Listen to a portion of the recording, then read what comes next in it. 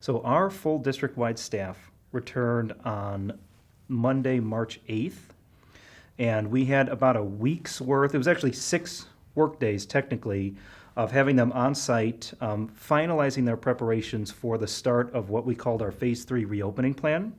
And that was when we finally brought back about a third of our student population. So District 158 has been fully remote for students since March 17th of 2020, back when the governor first initiated his mandatory school closure because of the COVID-19 health pandemic. And so during that time, initially the staff were remote, then we transitioned staff back over the summer for a virtual summer school.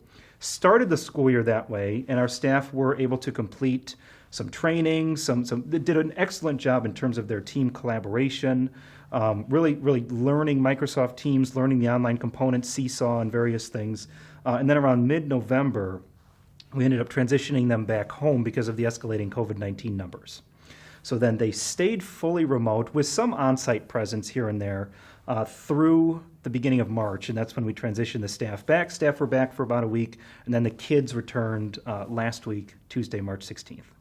So the vaccination and with the state's rollout, educators were part of Phase 1B, and medical personnel were part of Phase 1A. So we had some district nurses and school nurses that ended up getting vaccinated right away. And I'd like to give kudos to Elise Ramos, who's at Oak Glen, and Carmen Berry, who's at Memorial, who are 2 of our school nurses who have been helping out at the vaccination site at TF South. And they were very quick to step up and help. I know we've got one of our police officers over there, Detective Bell, has been helping out, but our nurses as well to kind of learn those procedures and make sure the vaccines have been rolled out to local educators. And so after Phase 1A was completed, I know the District 215 high school staff had a chance to get vaccinated over there, and then they opened it up to all of their feeder school districts, including 158. And we were very fortunate then. We've been putting information out on a daily basis. Between that, the Tinley Park site, there's a couple other ones, and we do have a good portion of our staff have been vaccinated at this point. It's not something that we're requiring, but it is something that we are highly encouraging. So our goal is to finish out the school year in at least Phase 3, which is kind of a hybrid model. Our kids come to school between 8:45 and 11:15 on site, and then the afternoon is fully virtual. We may end the school year that way. Who knows? Maybe the governor will move us to Phase 5 of the Restore Illinois plan, and that might create some mechanisms where we could bring back more kids. And as maybe you've heard, the social distancing requirements are starting to get relaxed a bit for staff that have received all of their vaccinations. So there's some mechanisms where we can keep getting more and more kids back into school.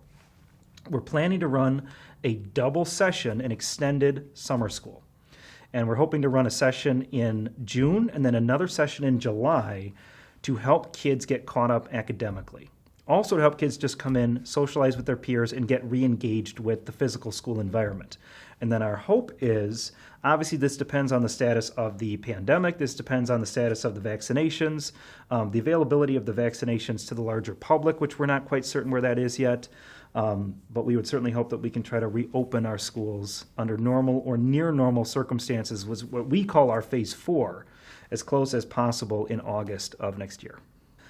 It is amazing to see teachers and students and staff reconnect in a way that people have been longing for. Pretty much ever since the vaccines started rolling out, we started getting lower positivity rates. I know over winter break, some of the positivity rates were climbing as high as 13.5%. I know just up the road in Cal City, they were over 14% at one point.